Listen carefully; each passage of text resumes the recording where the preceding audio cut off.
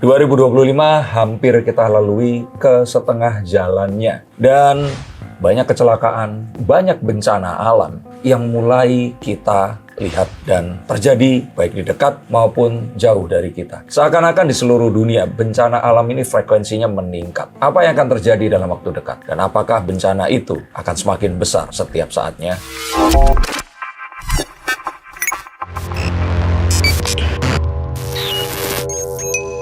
Halo saya Sikers, kembali berjumpa bersama saya Denny Darko. Tidak ada yang namanya misteri, yang ada adalah tanda-tanda yang kita semua coba untuk mengerti. Akan ada bencana alam apa? Dan sebaiknya apa yang harus kita hindari untuk melewati 2025 sampai selesai. Oke Mas, dan di pertengahan tahun 2025 nih, mungkin di awal tahun kan kemarin sempat ada bencana banjir besar di beberapa titik gitu. Kira-kira akan seperti apa memasuki pertengahan tahun? Kartu 10 tongkat kayu atau 10 of wands ini menunjukkan bahwa pengetahuan yang kita pikul dan kita miliki ini kalau kita tidak pergunakan dengan baik, ini malah akan jadi ketakutan dan juga hal-hal yang akan menimbulkan kekhawatiran. Ini mudahnya seperti ini saja. Manusia dan alam sekitarnya itu tidak terpisah, dan kita harus tahu bahwa alam di sekitar kita ini, tanah, batu, tumbuhan, walaupun itu berganti-ganti, mereka ini sudah ada jutaan tahun sebelum kalian semua dan saya ini menjadi tamu di dunia ini. Jadi kita harus menganggap mereka pun ini itu memiliki nyawa, memiliki energi, memiliki juga keinginan dan harapan. Mereka ini nggak mau kayak manusia yang beranak pinak melebihi yang diinginkan, memiliki harta melebihi yang mereka butuhkan. Mereka hanya melakukan siklus yang mereka alami setiap zamannya. Nah, jika terjadi hal seperti ini sudah dipastikan jika manusia itu terlalu serakah dan merusak siklus mereka. Apalagi kita tahu bahwa kita menerjemahkan siklus ini kalau menurut ilmu penerawangan Cina, sio misalkan, kita masuk ke sio ular, di mana sio ular itu yang paling harus kita sadari dan jarang orang sadar di sini itu adalah ular itu memiliki kemampuan untuk meremajakan kulitnya dengan melepaskan kulit matinya. Yang artinya siklus ini akan berulang, peremajaan itu pasti terjadi. Dan bencana alam sebenarnya hanyalah cara bumi untuk menyeimbangkan apa yang ada di atasnya, di dalamnya, agar mereka masih akan tetap bisa hidup mungkin jutaan tahun ke depannya nanti. Maka sebenarnya akan terjadi ke depannya ini adalah siklus yang akan terjadi karena manusia yang sekarang ini itu juga banyak maunya. Misalkan kita sekarang melihat adanya perang dagang yang digagas oleh Amerika, orang-orang yang terus kemudian di PHK, orang-orang yang kebingungan, maka energi ini pasti akan mempengaruhi apa yang ada di perut bumi dan apa yang ada di atasnya. Nah Mas, dan kemarin kan bencana alam itu berupa banjir gitu ya. Kira-kira kalau maksudnya berupa bencana yang disebabkan karena oleh manusia. Nah kira-kira nanti bakal ada bencana yang disebabkan oleh manusia juga nggak sih? Atau lebih ke dari alam gitu kayak misalkan? Saya pikir semuanya ini tuh disebabkan oleh manusia.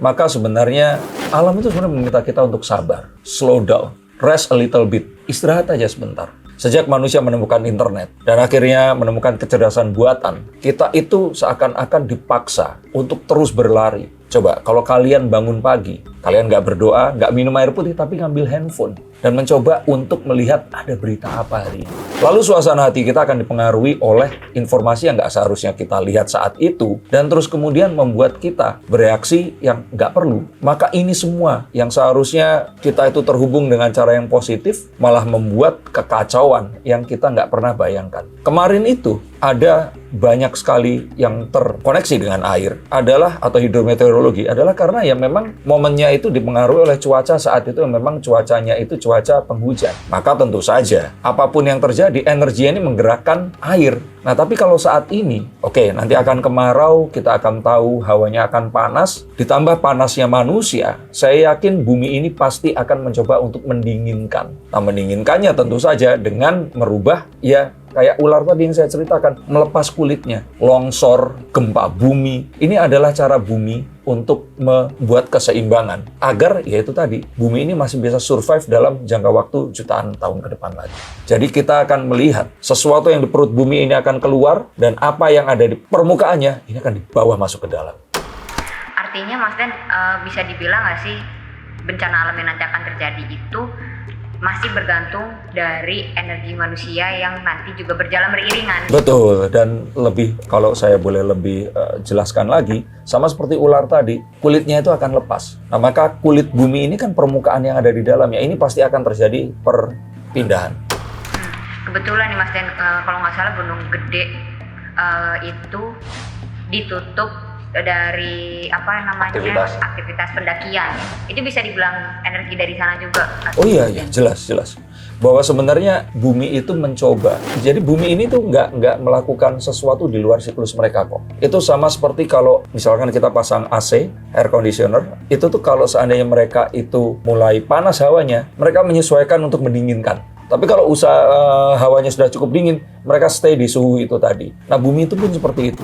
Kalau sekarang ini manusia ini seperti ini, mereka akan mencoba untuk melakukan ya itu tadi, ditukar. Dan kalau masih ada manusia di tempat-tempat yang memang terjadi pertukaran itu, ya jangan salahkan buminya. Salahkan manusianya kenapa mereka ada di tempat itu tadi. Kemarin pun saya kan sempat melihat ada rekaman saat ada lava atau magma mau keluar dari permukaan tanah, sempat divideokan. Itu yang akan banyak terjadi. Apa yang di perut bumi, ini akan keluar. Bahkan sangat mungkin loh, apa yang ada di Sidoarjo, yang lumpurnya itu berhenti, hal seperti itu bisa terjadi di tempat lain juga. Iya, sempat ada kreator juga belum lama kemarin Mas Den, sekitar sebulan yang lalu, datang ke tempat yang lumpur itu. Katanya masih keluar lah gitu, walaupun emang nggak deres. Itu bisa dilihat dari situ juga Mas. Ya, intinya adalah kalau kemarin itu air, lebih ke kulitnya itu kayak berpindah-pindah seperti itu. Kalau sekarang itu pergerakannya itu dari dalam keluar dan dari luar masuk ke dalam. Jadi kayak dari inti bumi ada energi yang keluar begitu loh. Kalau misalkan mau kita bicara lebih jauh lagi, mohon maaf kalau ini terlalu rumit, tapi silakan kalau mau di skip. Cuman kalau kita tahu ada molekul, nah terus kemudian ada atom. Nah, atom itu kan ada inti atom yang berusaha untuk menarik elektron yang ada di luarnya. Energinya itu sejenis itu. Jadi berusaha menarik ke intinya dan berusaha untuk menolak sesuatu dari intinya. Kalau sebelumnya itu kan permukaannya, air itu. Saya kira seperti itu. Artinya itu juga berlaku di bumi kita ya Mas Den? Iya, ini di keseluruhan. Iya, karena tadi itu. Orang-orang dulu itu memiliki kebijaksanaan yang menggambarkan dan mengilustrasikan bahwa bumi ini tuh memiliki kesadaran. Nah, itu mungkin kesadaran, bukan nyawa, kesadaran. Kesadaran itu artinya apa? Jika dilakukan sesuatu, akan ada responnya. Itu yang dimaksud kesadaran. Tujuannya apa? Ya agar menyelamatkan dirinya dan orang-orang yang ada di sekitarnya. Contoh kayak misalkan kemarin itu di Bogor ya, yang dibangun tempat wisata, rasakan banjir. Itu terjadi puluhan kilometer jauh daripada di Jakarta. Banyak orang yang akhirnya meninggal dunia. Banyak orang yang kehilangan harta benda mereka, banyak orang yang sakit, pencernaan dan sebagainya. Hanya karena keserakahan kita membangun di tempat yang seharusnya jadi resapan. Ini satu hal yang harus kita pahami, bahwa bumi ini memiliki kesadaran atau juga keinginan mereka untuk melestarikan kehidupannya. Mas Den, artinya bisa dilihat kalau untuk pertengahan tahun ini, bencana yang akan muncul itu lebih sifatnya kepada dari dalam bumi gitu ya Mas? Ya, seperti itu. Tapi tetap ya, ini kalau ini sesuatu yang jelas dari dalam bumi, tapi maksudnya kita pun jangan cuma fokus ke yang jelas itu aja. Hidrometeorologi pun sangat mungkin masih terjadi kenaikan level air atau banjir yang tiba-tiba ya. Di Indonesia itu kan nggak terus, kalau kayak di Jepang kalau musim dingin nggak akan mungkin ada matahari seperti itu. Nah, tapi kita sangat mungkin tiba-tiba nanti di tengah-tengah musim kemarau, hujan yang deras sekali dalam 2 hari, itu malah akan menimbulkan banjir yang besar karena kita nggak expect. Terus salurannya itu selama ini mungkin ya karena kita buangin sampah, nggak, kalau musim hujan kan dibuang sampah kan mengalir tuh. Ini sampahnya numpuk, terjadi pemampatan dan ya sudah, itu bisa sangat mungkin terjadi lagi. Nah, Mas Den, dari bencana alam yang mungkin terjadi, kita geser ke perekonomian, Mas Den. Kira-kira tahun ini akan seperti apa sih perekonomian kita di Indonesia? Kartu kematian itu bukan artinya wah porak-poranda dan hancur.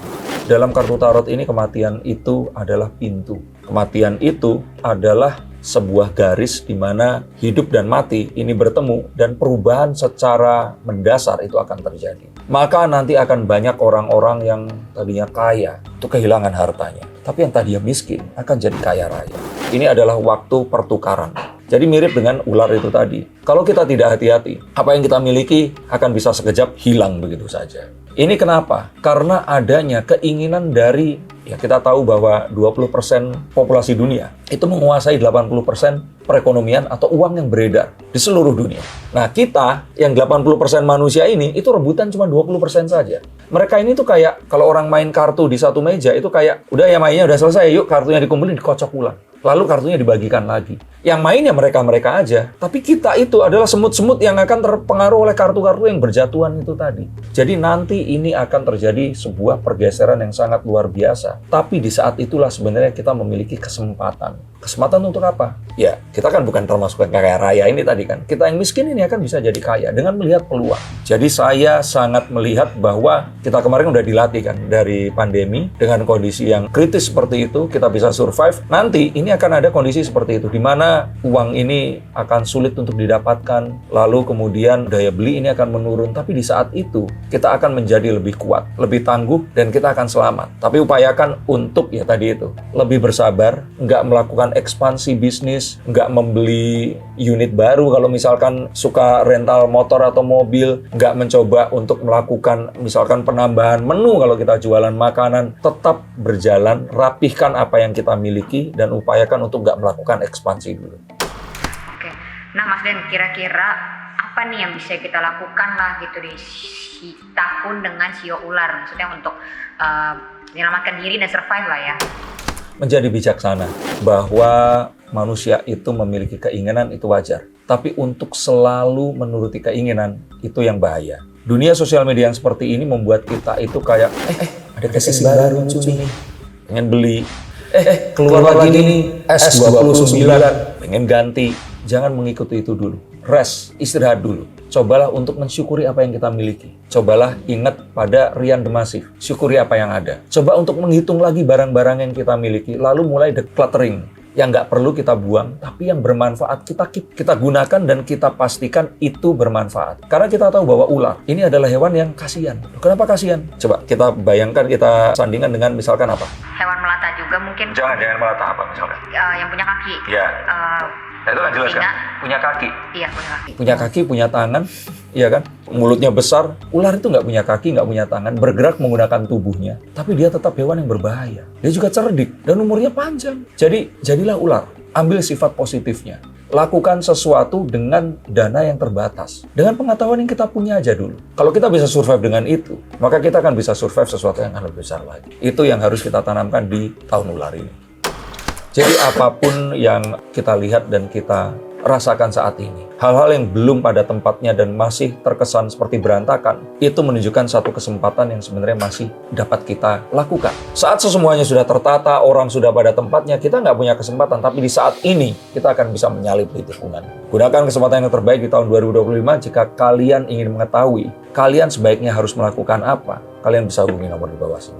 Terima kasih, sampai jumpa dan salam.